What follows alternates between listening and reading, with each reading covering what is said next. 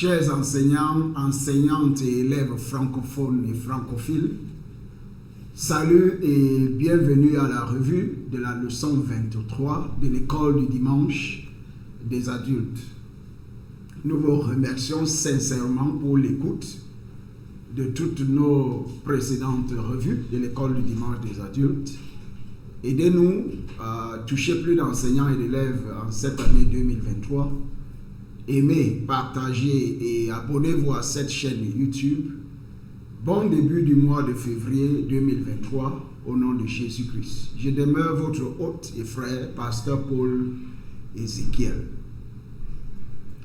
En leçon 23 qui sera enseignée le dimanche 5 février 2023, le thème ou bien le sujet d'étude est le fruit de l'esprit partie 1. Le fruit de l'esprit partie 1. En prière d'ouverture, prions. Père, aide-moi s'il te plaît dans ma quête pour apprendre à vivre pieusement au nom de Jésus-Christ. Père, aide-moi s'il te plaît dans ma quête pour apprendre à vivre pieusement au nom de Jésus-Christ. Au nom de Jésus-Christ, nous avons prié. En connaissance préalable, il incombe à l'enseignant, soit l'enseignant principal ou bien adjoint, de revoir la leçon de la semaine précédente au niveau du titre, au niveau du passage biblique, au niveau du verset à mémoriser. Il doit tester les élèves quant à la connaissance du passage biblique et la compréhension du passage biblique, le verset à mémoriser, les grandes lignes de la leçon et ainsi de suite jusqu'à la fin de la leçon, avant de commencer la nouvelle leçon. En leçon d'aujourd'hui et en ouverture, nous avons le passage biblique qui est tiré du livre de Galates 5, 22 à 23, Galates 5, 22 à 23, et qui dit, et la Bible dit ceci: mais le fruit de l'esprit, c'est l'amour, la joie, la paix, la patience, la bonté, la bénignité, la fidélité, la douceur, la tempérance, et la loi n'est pas contre ces choses.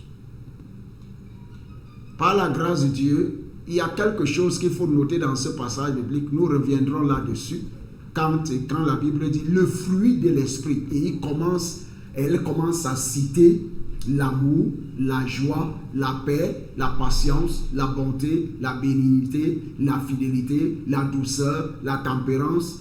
La loi n'est pas contre ces choses. Ça, ce sont les composantes du fruit de l'esprit. Et cela veut dire que si vous avez une seule qualité, vous n'avez pas tout l'esprit. Que Dieu nous aide à comprendre ce passage biblique au nom de Jésus-Christ. Un verset à mémoriser. La clé de la maîtrise du verset à mémoriser, c'est la répétition. La première clé, c'est la répétition. La deuxième clé, c'est la répétition. La troisième clé, c'est la répétition. Éphésiens 5.9. Éphésiens 5.9. Car le fruit de la lumière consiste en toutes sortes de bonté, de justice et de vérité. Car le fruit de la lumière consiste en toutes sortes de bonté, de justice et de vérité. Éphésiens 5, 9. En introduction de la leçon, l'une des raisons pour lesquelles Jésus nous a donné le Saint-Esprit est de nous aider à comprendre, à apprendre à être plus pieux. Donc, dans cette leçon d'introduction de la leçon, l'une des raisons pour lesquelles Dieu nous a donné le Saint-Esprit ou Jésus est de nous aider à apprendre à être plus pieux. Dans Jean 16, 12 à 15, Jean 16, 12 à 15, la Bible dit: j'ai encore beaucoup de choses à vous dire, mais vous ne pouvez pas les porter maintenant. Quand le consolateur ici, c'est le Saint-Esprit que Dieu a envoyé au départ de Jésus-Christ. Quand le consolateur sera venu, l'Esprit de vérité, le consolateur, son nom c'est le consolateur, il est aussi appelé l'Esprit de vérité. Il vous conduira, cet Esprit de vérité, ce consolateur, nous conduira dans toute vérité. Car il ne parlera pas de lui-même. Il ne parlera pas de lui-même. Mais il dira tout ce qu'il aura entendu et il vous annoncera les choses à venir. Il me glorifiera. Rappelez-vous que c'est Jésus-Christ qui parle ici. Il me glorifiera parce qu'il prendra de ce qui est à moi et vous l'annoncera. Tout ce que le Père est à moi. C'est pourquoi je dis qu'il prend de ce qui est à moi et qu'il vous l'annoncera. Le Saint-Esprit vous convaincra en ce qui concerne notre péché. Il nous convaincra en ce qui concerne notre péché. Dans Jean 16, 8, la Bible dit, et quand il sera venu, c'est-à-dire le Saint-Esprit, il convaincra le monde en ce qui concerne le péché, la justice et le jugement. Et il nous guidera pour que nous fassions de bons choix face aux tentations qui nous entourent dans ce monde actuel, produisant ainsi en nous des caractéristiques pieuses. En Éphésiens 3,16, la Bible dit, afin qu'il vous donne, selon la richesse de sa gloire, d'être puissamment fortifié par son esprit dans l'homme intérieur. Dans l'homme intérieur. Dans Jean 16, 13, la Bible dit, quand le consolateur sera venu, c'est-à-dire l'esprit de vérité, il vous conduira dans toute la vérité.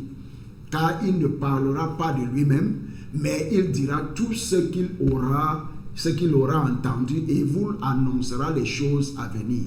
C'est ce que la Bible décrit comme le fruit de l'esprit.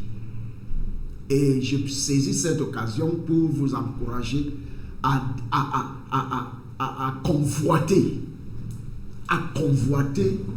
toutes les composantes du fruit de l'esprit. Ce qui vous permettra d'aller au ciel, d'entrer au ciel, c'est la manifestation de ces fruits, des composants des fruits de l'esprit. L'amour, pourquoi il a commencé avec l'amour? La joie, tout ça a un but. Le journal de l'enseignant n'est pas enseigné lors de la classe. Mais en objectif de la leçon, nous voulons étudier le fruit du Saint-Esprit.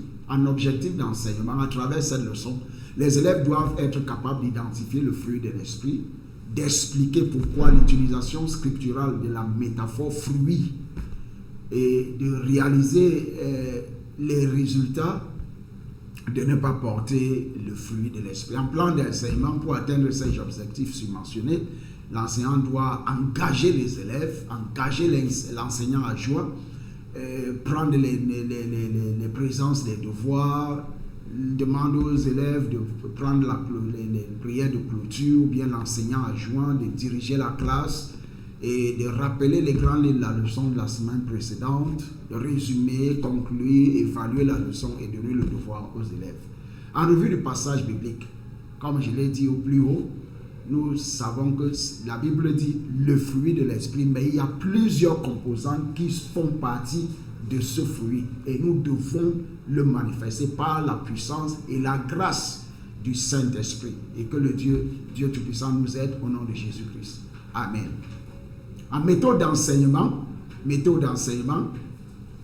méthode d'enseignement dans ce cours, c'est la méthode d'enseignement des cours magistraux ou bien la méthode d'enseignement magistrale.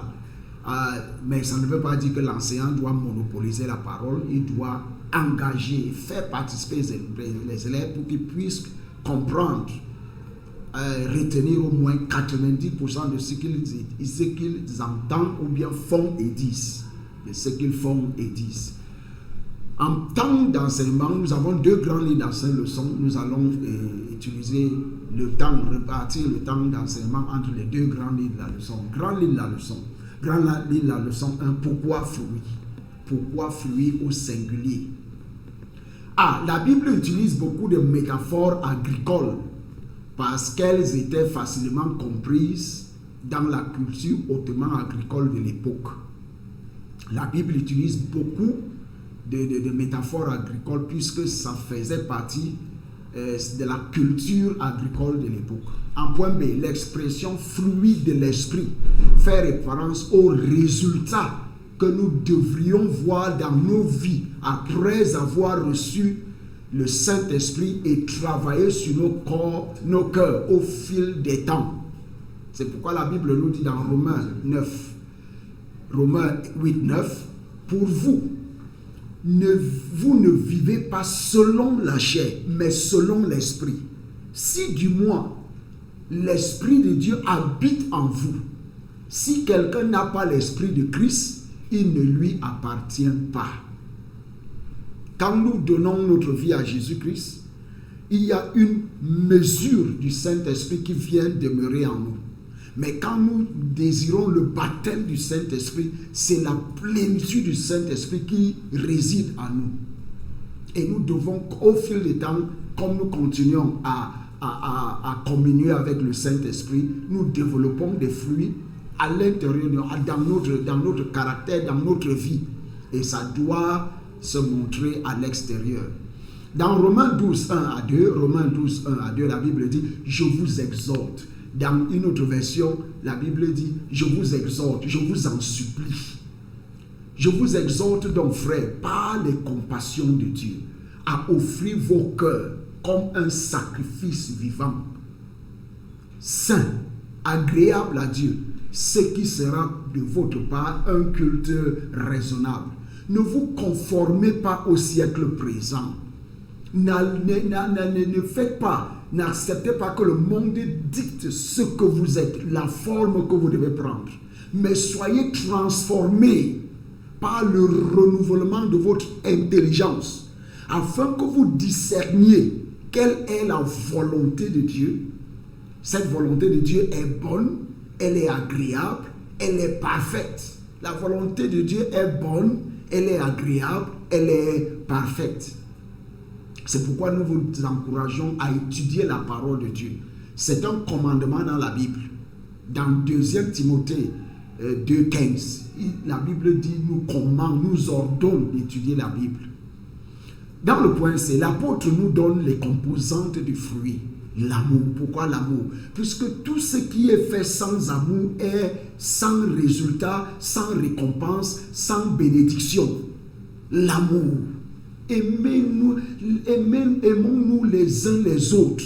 L'amour, la joie, la paix, la patience, la bonté, la bénignité, la fidélité, la douceur, la tempérance. Galates 5, 22. Avec toi. En point D, la métaphore du fruit nous aide à voir notre foi comme un arbre avec des branches qui peuvent ou non produire des fruits selon la façon dont nous prenons soin de l'arbre lui-même. Ça, c'est une bonne métaphore. En point 1, si nous donnons à l'arbre de la nourriture, la parole de Dieu, dans 1 Pierre 1, 23, 1 Pierre 1, 23, la Bible dit, puisque vous avez été régénérés, non pas par une semence corruptible, la parole de Dieu n'est pas corruptible, elle est éternelle, elle est incorruptible, elle est immortelle, mais par une semence incorruptible, par la parole vivante. La parole de Dieu n'est pas morte, elle est vivante et permanente, elle est éternelle, elle est permanente de Dieu. Et c'est cette parole, quand vous la prenez, quand vous l'étudiez, quand vous méditez sur elle, quand vous la mémorisez, la parole vivante de Dieu demeure en vous et commence à travailler, à faire des miracles dans votre vie. Dans 1 Pierre 2,2, la Bible nous commande désirer comme des enfants nouveau-nés le lait spirituel. La parole de Dieu est comparée au lait spirituel. Vous ne donnez pas les os aux nouveau-nés, vous leur donnez le lait maternel. La parole de Dieu est comparée au lait maternel, mais c'est un lait spirituel et pur, afin que par lui, vous croissiez pour le salut. Comme le nouveau-né prend le lait maternel, nous, en tant que nouveau-né spirituel, nous devons prendre le lait spirituel et pur, afin que nous croissions pour le salut. En point 2, si nous éliminons les mauvaises herbes, et les insectes, les tendances pécheresses, c'est-à-dire les tendances pécheresses, la Bible dit nous croîtrons.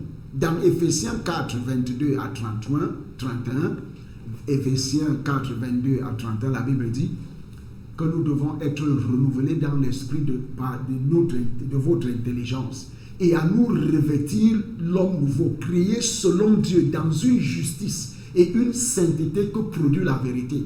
C'est pourquoi renoncez aux mensonges et que chacun de vous parle selon la vérité à son prochain, car nous sommes membres les uns des autres.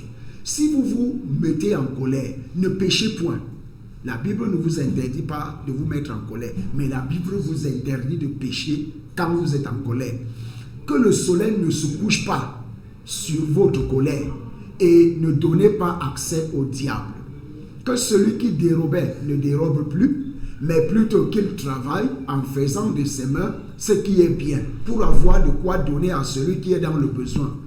Qu'il ne sorte de votre bouche aucune parole mauvaise, mais s'il y a lieu, quelques paroles bonnes qui servent à l'édification et communiquent une grâce à ceux qui l'entendent. N'attristez pas le Saint-Esprit de Dieu, par lequel vous avez été scellés pour le jour de la rédemption. Que toute amertume, toute animosité, toute colère, toute clameur, toute calomnie et toute espèce de méchanceté disparaissent du milieu de vous. En Colossiens 8, 3, 8, 10, la Bible dit, vous pouvez lire ce passage biblique et comprendre ce qu'il dit. Nous devons nous gardons l'arbre en bonne santé quand nous nourrissons l'arbre avec la parole pure, éternelle et permanente de Dieu. En point 3, si nous consultons un jardinier professionnel, c'est-à-dire Dieu lui-même, 1 Chronique 16, 11, 1 Chronique 16, la Bible dit, ayez recours à l'Éternel et à son appui, cherchez continuellement sa face. Ayez recours au jardinier professionnel divin qui est Dieu. Alors nous nous assurerons que nous sommes sur la bonne voie. Chers frères et sœurs, francophones et francophiles, adonnez-vous à Dieu et il nous gardera au nom de Jésus-Christ. En activité de classe 1, est-il possible pour un chrétien rempli de l'esprit de ne pas manifester certains attributs du fruit de l'esprit? Si oui ou non, expliquez. C'est bien possible, mais nous devons aspirer à manifester toutes les composantes du fruit de l'esprit. C'est un travail en cours, c'est un processus. Et Dieu nous donnera la grâce de pouvoir manifester toutes les composantes du fruit de l'esprit au nom de Jésus-Christ. Amen. En grande ligne de leçon de l'opposé de porter du fruit. L'opposé de porter du fruit. Si vous êtes un chrétien et que vous ne portez pas le fruit de l'esprit dans votre vie, c'est dangereux. En point 1, au mieux, vous connaîtrez la stagnation. Et je prie que ce ne soit pas votre partage au nom de Jésus-Christ. Vous ne connaîtrez pas de la croissance. Dans Jacques 2, 16 à 26, c'est un long passage, nous ne le lirons pas. Nous ne le lirons pas. Veuillez lire ça à la maison et étudier le passage. En point 2, au pire, si vous ne manifestez pas le fruit de l'esprit, au pire, le résultat du mauvais esprit, c'est la mort. Dans Romains 6, 20 à 23, la Bible dit que dans Romains 6, 23, spécifiquement, la Bible dit que le salaire du péché, c'est la mort. Le salaire du péché, c'est la mort. Mais Dieu merci, dans la partie B de ce verset-là, la Bible dit que nous avons la vie par la vie par Jésus-Christ, la vie éternelle par Jésus-Christ. Si le salaire du péché, c'est la mort, nous avons la vie éternelle par Jésus-Christ. Dans Proverbe 14, 12, la Bible dit, telle voie paraît droite à un homme, mais son issue, sa fin, c'est la voie de la mort. J'ai pris pour vous cette année 2023 que vous ne preniez pas une mauvaise voie qui vous mènera à la mort au nom de Jésus-Christ. Amen. En point B, remarquez que Galates 5, 22 commence par le thème « mais ». L'apôtre Paul nous dit le contraire de ces fruits spirituels. Que sont les contraires de ces fruits spirituels? Jetons un coup d'œil au verset qui précède, juste la liste des fruits, des composants du fruit de l'esprit. En point C. En point C. Galates 5, 19 à 21. les fruits de la chair sont manifestes. Ce sont l'impudicité, l'impureté, la dissolution, l'idolâtrie, la magie, les inimitiés, les querelles, les jalousies, les animosités, les disputes, les divisions, les sectes, l'envie, l'ivrognerie, les excès de table et les choses semblables. Mais Dieu soit dans cette grande longue liste des mauvais genres de fruits. La Bible nous a donné 9 fruits de l'esprit pour contrecarrer ils sont peut-être 17 ou 18 ou 19 mauvais esprits de la chair. Que Dieu nous aide au nom de Jésus-Christ. Amen. Voici une liste de choses auxquelles une personne qui n'a pas l'influence du Saint-Esprit aura à faire face. Et je prie que quand vous remettez votre vie à Jésus-Christ, Dieu vous délivrera de tous les mauvais esprits cités dans Galates 5, 19 à 21 au nom de Jésus-Christ. Et qu'en remplacement, Dieu fera que Galates, les fruits de l'esprit, le fruit de l'esprit mentionné dans Galates 5, 20, 22 à 23 se manifeste dans votre vie jusqu'à l'éternité au nom de Jésus-Christ. En activité de classe 2, un chrétien qui manifeste encore les œuvres de la chair est-il vraiment sauvé? Pas totalement sauvé. En résumé, la foi d'un croyant, celui qui est rempli du Saint-Esprit, est comme un arbre avec des branches qui, si elles sont bien entretenues, produiront des fruits, mais si elles sont négligées, elles auront de graves conséquences. En conclusion, notre vie de péché produit des fruits pourris, empoisonnés, qui reflètent notre nature pécheresse et nous blessent à la fin. En revanche, le Saint-Esprit produit de beaux fruits nourrissants qui reflètent la nature de Dieu et qui finiront par profiter à nos vies. En évaluation, que devient un chrétien qui ne manifeste pas le fruit du Saint-Esprit? Que devient un chrétien qui ne manifeste pas le fruit du Saint-Esprit? En prière de clôture, prions. Père, s'il te plaît, détruis toute habitude pécheresse qui m'empêche de porter le fruit du Saint-Esprit. Père, s'il te plaît, détruis toute habitude pécheresse qui m'empêche de porter le fruit du Saint-Esprit. Au nom de Jésus-Christ, nous avons prié. En devoir mentionner 5 preuves que vous avez le fruit de l'Esprit. Mentionnez 5 preuves que vous avez le fruit de l'Esprit. Si vous regardez le point de prière, s'il te plaît, Père, s'il te plaît, détruis toute habitude pécheresse qui m'empêche de porter le fruit du Saint-Esprit. Si vous n'avez pas donné votre vie à Jésus-Christ, vous allez continuer à manifester les fruits de la chair. C'est pourquoi je continue de vous encourager, de vous exhorter, de vous en supplier, de remettre votre cœur à Jésus-Christ, d'accepter que Jésus-Christ entre dans votre cœur et qu'il devrait être votre Seigneur, votre Maître et votre Sauveur personnel. Et je vous encourage de savoir que vous pouvez le faire comme l'ACR.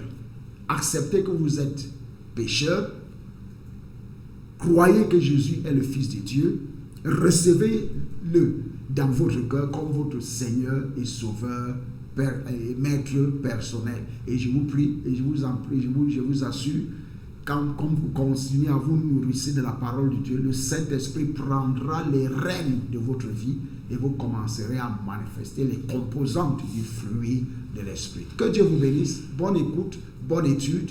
Que Dieu vous bénisse au nom de Jésus-Christ. Amen. À tantôt.